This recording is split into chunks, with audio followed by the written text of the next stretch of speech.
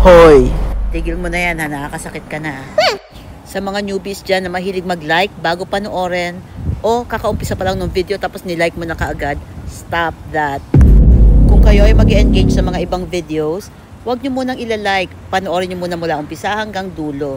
Kasi pag nilike nyo kaagad, hindi yan nakakatulong sa inyo o sa creator.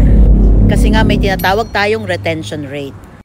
Kumbaga, minemeasure ng analytics kung gaano katagal pinapanood ng mga tao ang video mo. Kapag nag-like ka kaagad, you stop the clock. Kumbaga, after mong i-like, hindi na counted yung kahit panoorin mo siya hanggang dulo. Gets? At kung nagla-like ka bago mo matapos panoorin ang video, baka matag ka ni TikTok bilang isang bot.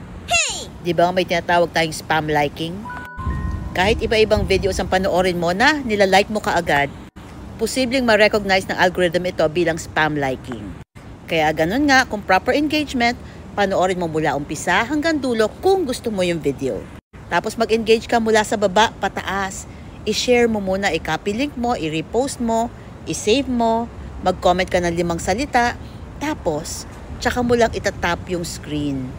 Kasi yun yung paraan mo para i-like ang video. Okay? Sana mabawasan ng mga spam likers natin dito sa TikTok. Para naman sabay-sabay tayo mag-grow.